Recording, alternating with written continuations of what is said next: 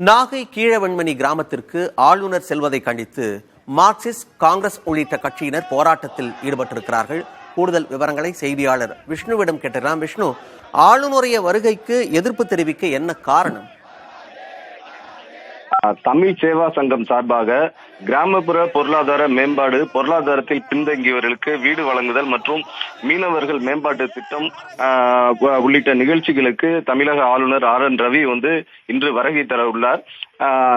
இவர் இன்று வருகை தர உள்ள நிலையில் 1968ஆம் ஆண்டு கீழவெண்மணியில் ஏற்பட்ட கலவரத்தில் குண்டடிப்பட்ட பழனிவேல் என்பவர் உயிருடன் மீண்டு வந்துள்ளார்.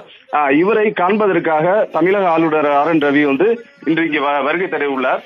இதனால் அந்த மார்க்சிஸ்ட் கம்யூனிஸ்ட் கட்சியினர் மற்றும் காங்கிரஸ் கட்சி, விடுதலை சிறுத்தை கட்சியினர் உள்ளிட்ட கூட்டணியினர் இன்று மேல வெண்மணியில் உள்ள வெண்மணி தியாகிகள் நுழைவாயிலில் கருப்பு கொடி ஏந்தி தமிழக ஆளுநர் வருகைக்கு எதிர்ப்பு தெரிவித்து அவர்கள் போராட்டத்தில் ஈடுபட்டாங்க.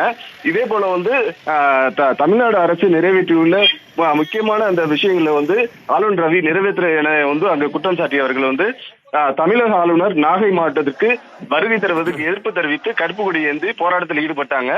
நாகை மாவட்ட காவல் கண்காணிப்பாளர் ஹர்ஷின் தலைமையிலான 100க்கும் மேற்பட்ட போலீசார் இங்கு குவிக்கப்பட்டு போராட்டத்தில் ஈடுபட்டவர்களை தற்போது கைது செய்துள்ளார்கள். மணிமாறன், விவரங்களை கொடுத்தமைக்கு நன்றி விஷ்ணு.